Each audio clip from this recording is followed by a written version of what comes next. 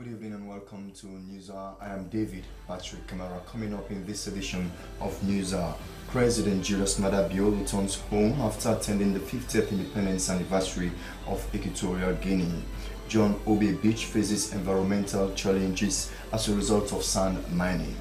High Court drops 8 out of 11 count charges against SLFA President Aisha Johansen and her Secretary General Christopher Kamara. And Sierra Leone joins other countries to commemorate Global World Hand Washing Day. All these stories and more are lined up in this edition of News Hour.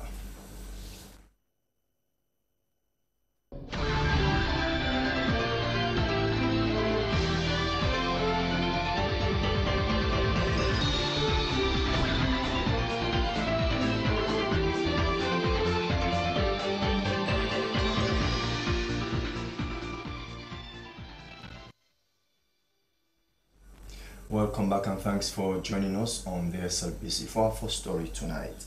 President Julius Maada Bio has returned home after attending the 50th independence anniversary of Equatorial Guinea. The former Spanish colony located in the west coast of Africa gained independence in 1968. Amosiri reports.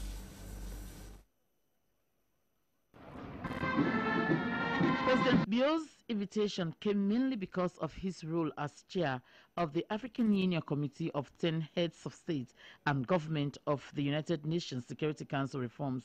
President Bio went to celebrate with his colleague, President Masongo, as a member of the C10.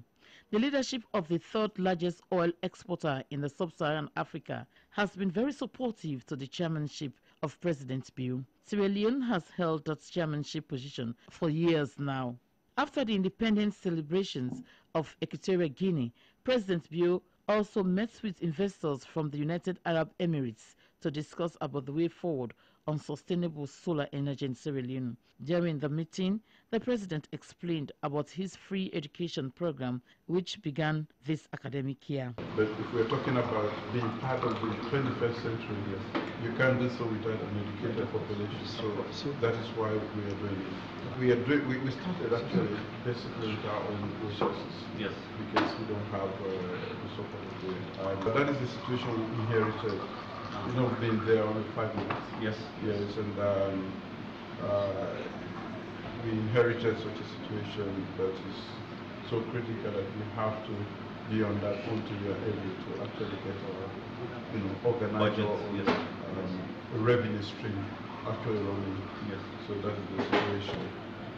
Of course, energy is another area.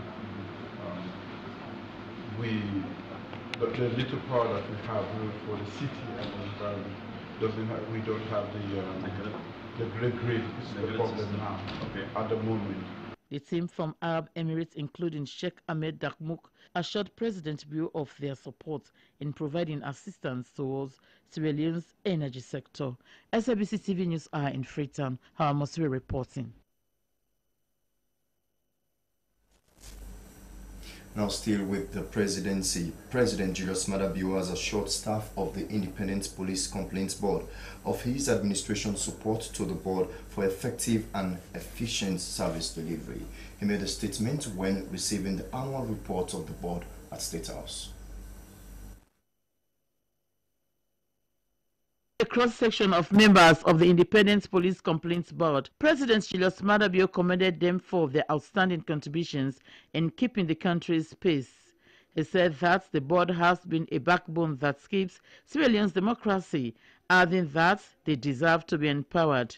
President Bio pointed out that the Independent Police Complaint Board needed the required statutory instrument that can make their work more meaningful, confirming that the legal instruments would be looked into. He said that the committee will soon be reinstituted to ensure the Independent Police Complaint Board starts work again. I think I can only commend you for being the pioneers and having done so far, and assure you that we will support the Complaints Board, the Independent Police Complaints Board, because I think it's helping to make our democracy stand firmly. And we've had some challenges with with policing lately. We've been complaining about that. We have not come to you to complain, but we've been complaining definitely.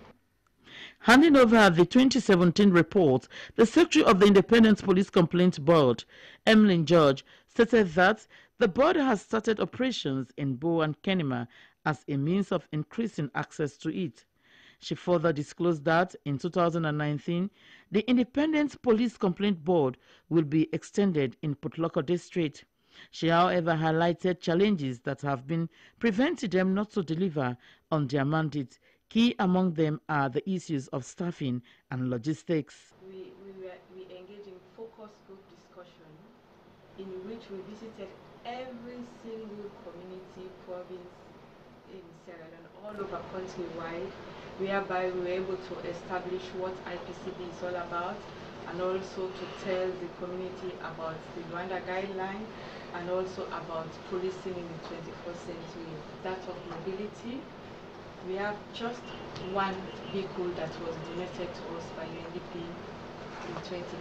That also, several requests were sent requesting for another vehicle, but so now when we go out in the field to do investigation, we have to hire a vehicle. Even today, we hired a vehicle to go out just to get work done.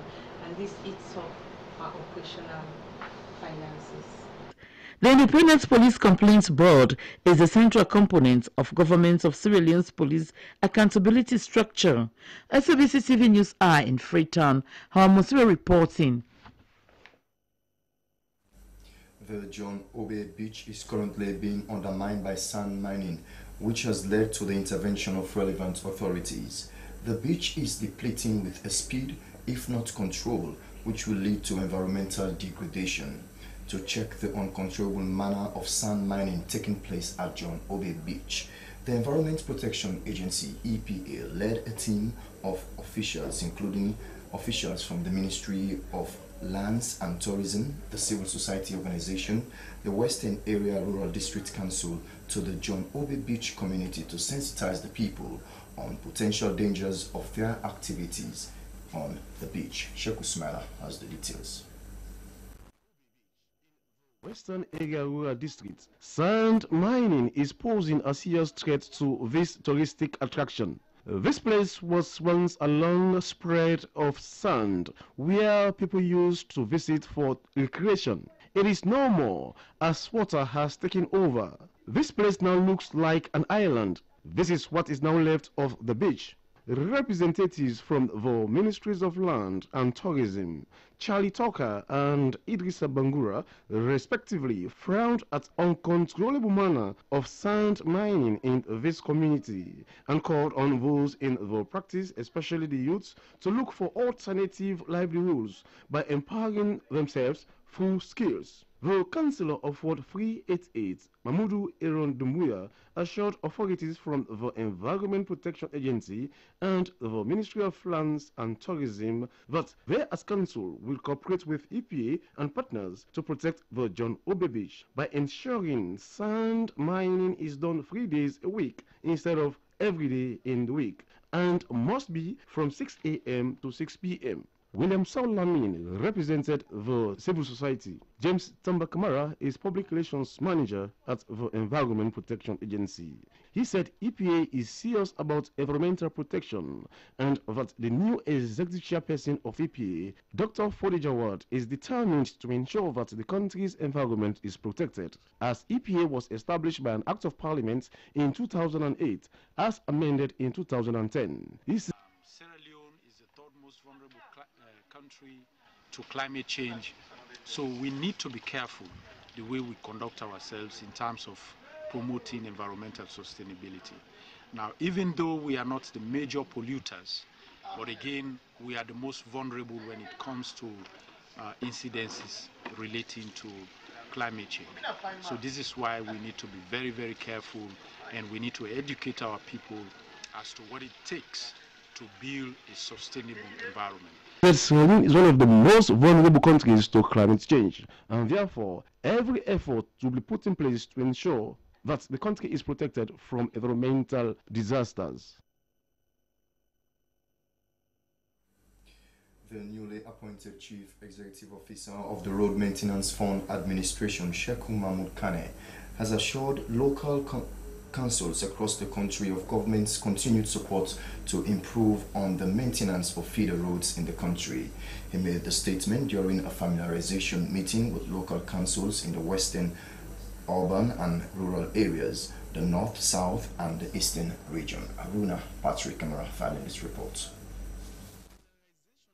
We are to dialogue with all of the 22 councils to discuss better ways to maintenance feeder roads across the country. According to the Chief Executive Officer, Road Maintenance Fund Administration, Sheku Mahmood Kane, government is going to ensure that funding for feeder roads maintenance is evenly distributed. He said the Road Maintenance Fund Administration will focus on road maintenance with councils and not rehabilitation, as that is the mandate of the Sierra Leone Roads Authority. He called on councils to award contracts to contractors based on merit. Mr. Kane said that government is ready to work with councils to improve on their performance in feeder roads maintenance. He said under the new direction, failure is not an option. We came primarily to discuss with them the issues affecting their performance, and this range from contract management to funding and to inadequacy of funds. Various issues, of course, came up during the discussion. We are able to discuss them and agree on the way forward. So, in order to have increase on the level of funding to these councils, I have decided to move away from funding rehabilitation works, so that we have whatever meager resources we have to maintenance to fund their maintenance and activities. Engineers of the Road Maintenance Fund Administration call on councils to prioritize roads in accordance with the National Rural Feeder Road Policy and to involve locals in the implementation. Expressing their appreciation to the Road Maintenance Fund Administration, mayors, chairmen, chief administrators and other local authorities said the fund has been helping them in taking development to their districts. They said the engagement is timely as they are looking forward to the completion of ongoing projects. They said they are ready to work and comply with the regulations of the fund as the maintenance of feeder roads helps farmers to take their products to the market. They called on the Sierra Leone Road Authority to work in consultation with the councils for efficient rehabilitation of roads in their districts. The Director, Program Planning, Monitoring and Evaluation, Road Maintenance Fund Administration, Kande Kane, and the Director of Finance, Road Maintenance Fund Administration, Joe Thomas, said in few weeks' time they are going to circulate budget ceilings to councils for their 2019 feeder roads maintenance projects. They called on councils to present their project proposals on time as they are going to attend to them on a first-come, first-served basis. Sierra Leone has joined other countries to commemorate Global Hand Washing Day on the theme Clean Hands, a Recipe for Health. The Freetown Wash Consortium, together with the government, commemorated the day in the Western Area Rural District, targeting pupils from various schools and stakeholders in the wash sector. Well, Ibrahim Samura has the details. Global Hand Washing Day was set aside by the World Health Organization as a global advocacy dedicated to increase awareness and understanding of the importance of hand washing with soap as an effective and affordable way to prevent diseases. The day is an opportunity to design, list and replace creative ways to encourage people to wash their hands at critical times. A member of the WASH Consortium, Frederick Faber, Oxfam Area Program Manager, WASH, said the consortium was formed to help complement government's efforts in promoting WASH activities in the country with support from DFID. He said Global Hand Washing Day is one of educate communities on the importance and benefits of hand washing. Mr. Faber said they also teach communities about health risk behaviors and provide water and hygiene facilities to deprived communities. He noted the consortium is working with councils to support them with cleaning tools. Councillors Santigi Sise and Madusu Kamara lauded the Freetown WASH Consortium for targeting peoples and WASH stakeholders in the Western Area Rural District in this year's Hand Washing Day. They said regular hand washing will help prevent communicable diseases. John Soiree is the WASH Program Manager, Action Against Hunger. He said WHO used the day to promote good health behaviors, stressing the need for hand washing to prevent the spread of diseases. So we emphasize on 5 critical times because we consider them to be critical times, because those are the times that the full human being hardly go without doing it. We encourage people to wash their hands. Before feeding the child, you need to wash your hand. And we say before cooking, you have to wash your hand because you are playing with food. And we say after like plowing or working in a garden, you have to wash your hand. And when you wash the butt or stool of your child, you need to wash your hand. Freetown WASH Consortium comprises Action Against Hunger, Concern, Save the Children and Oxfam, and is established to promote effective hand washing behavior, change in research policy, programs and advocacy. Meanwhile, the consortium also held similar sensitization at the Duazak roundabout, bringing together stakeholders in the WASH sector, commercial bike riders associations and peoples. Ibrahim Samora, Freetown. Still on hand washing, SLBC sought the views of Sierra Leoneans on the habit of citizens since Ebola ended. The culture of hand washing in the views of many Sierra Leoneans has been fading out. Cynthia Kamara filing this report. Before now was frequent, as homes, offices and schools were involved in the process, as most entrants had a Veronica bucket filled with water and soap for hand washing before entering the premises. But since the Ebola epidemic was eradicated, many schools and offices are no longer interested in the activity. Speaking to some citizens, these were their concerns.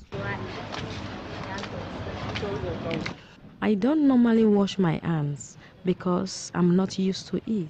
I only wash my hands when I want to eat or after using the toilet.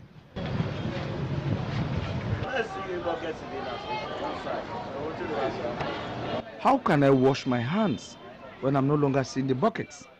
Ebola is over, so I don't need to wash my hands again. I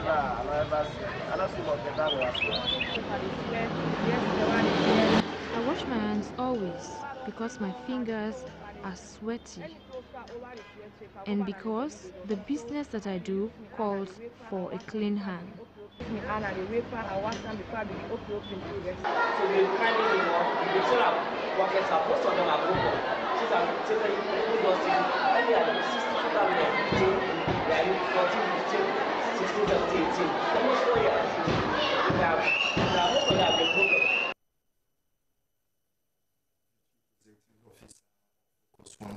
Alhaji Mohammed Bailo Jallo also engaged people on the importance of hand washing for healthy living. Francis Danema witnessed the forum and now reports.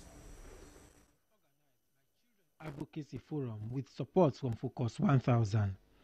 Global Hand Washing Day was set aside to campaign, motivate and mobilize people around the world to improve their hand washing habits. This year, the Global Hand Washing Day theme, Clean Hands, a Recipe for Health, focuses on the links between hand washing and food. So, then you go like this, like this. You have to be sure, then you look at the nails. You have to get the nails. That is how you should do the washing. Clean, and then you go like this, you go like this, you go like this, right? Why do you do it this way? You see? So this is how you should do it, very nicely. Clean. At Model School, the Chief Executive Officer, Focus 1000, Alhaji Mohammed Bailo Jallo, demonstrated the correct method of washing one's hand. The children also practiced the best hand washing methods after the lecture by the Focus 1000 Chief Executive Officer. Executive Director, Children Advocacy Forum, Abdullah Swari, urged the children to always practice what they learned about hand washing. He urged them to always wash their hands if they want to remain healthy. Programs Manager, Children Advocacy Forum, Muhammad Samura, informed the children that they wash their hands to prevent sicknesses such as cholera, diarrhea, and other waterborne diseases. He urged them to always use soap to wash their hands. Pupils said they were happy for the hand-washing coaching and promised to cascade the message to their colleagues. Soap was distributed to pupils who participated as a way of encouraging them to always wash their hands. SLBC News, Francis Ndanema reporting. White Skin Safety Day is observed internationally to celebrate the achievements of people who are blind and the importance of the symbol of blindness and a tool of independence, the white skin. Sierra Leone is one of the countries with a large population of people who are visually impaired. Tamba Ledi is the president of the Blind Association. He spoke on the importance of this day on the podium. It's a tool that is also meant to give independence in terms of mobility for the blind. But then, look at the streets of Freetown. Look at our environment. It is not possible for us in Sierra Leone to use the white cane as much as we would love to do. Those you see carrying their children with them do so because of their own safety, because of their protection. Mind you, it's White Cane Safety Day, so you don't want to render yourself unsafe when you are very, very sure it's clear to you that the streets of Freetown are not safe for you to use the white cane comfortably. However, you also have other blind people, a crop of blind people who just don't feel comfortable using the white cane. Some of them just despise it for their own reason. But you also have a number of other blind people who are very comfortable using the white cane. I am one of those who feel very comfortable using the white cane. It depends on the environment in which you want to use it. For example, I have been teaching at Government Independent Secondary School.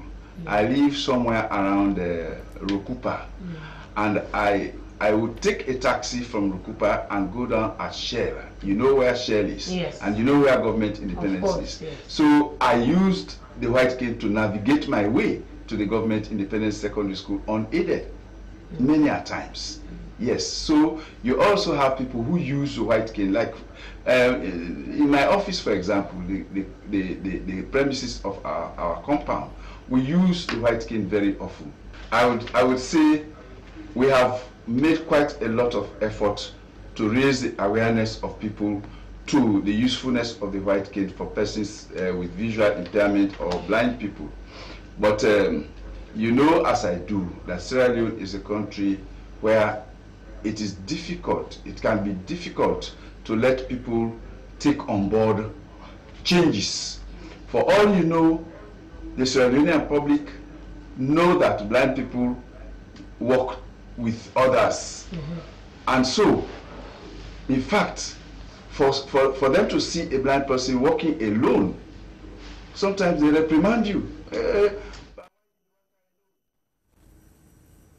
Well, that was the president of the Blind Association, Tamba Ledi. You're watching News on the Sierra Leone Broadcasting Corporation with me, David Patrick Kamara. Now for the latest in sports, let's join Esther Mary Samora.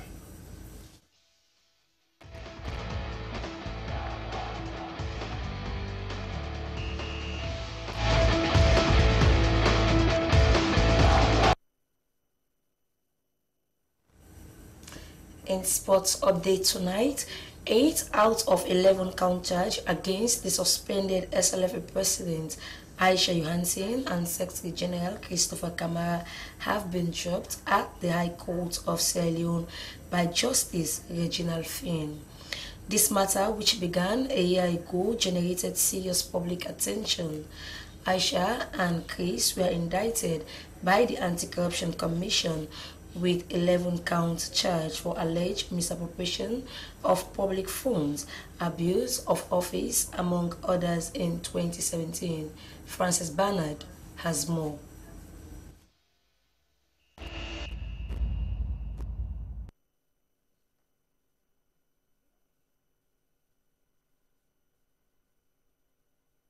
Sierra Leone law supersedes any law. Delivering his ruling, Justice Reginald Finn noted that the prosecution failed to adduce sufficient evidence in court linking Aisha Johansen and Chris Kamara to the 8-count charge and therefore upheld counts 1 to 3. This ruling came prior to the Defense Counsel Africano Cissé's no case submission, which stated that the case of the prosecution was baseless, adding that they were wrongly charged. These football fans with placards outside the court building called on Aisha Johansen and her executive to resign their position in order to give peace a chance in football. Sierra Leone law is supersede any law. We are tired of this situation which has led to the banning of our country from all football-related activities by FIFA. Aisha and her executive should resign. A mandate will not expire on 4 years. Yeah. And not still call a Congress a 5 years or months. However, the judge has now granted Aisha Johansen the right to travel out of the country and the matter adjourned to the 31st of October. The rule of law, we are behind the ACT boss. Yeah, because the one deposit all a nation to ransom. Yeah, for insurance systems. It was stopped. It's the price. The young people want to play ball.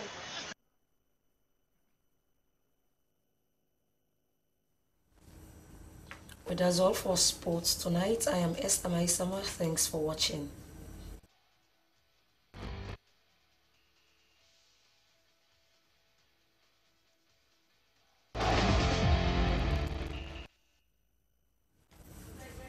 Many thanks indeed to Esther Mary Samora for the latest in sports. Well, from sports we move over to entertainment. The Miss Earth pageant show is ongoing in Manila, Philippines. The coronation day of the pageant is on the 3rd of November. Around 90 candidates from different parts of the world are contesting to succeed Miss Earth 2017 Karen Ibasco as this year's queen. On the 11th of October, the Miss Earth Committee organized a costume competition where contestants showcase their continent's costume. Sierra Leonean 19-year-old Alima Nancy Cissé won gold for Africa.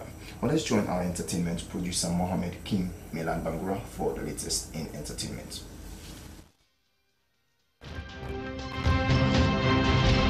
Competition Air Group San Vicente, Palawan. Wow.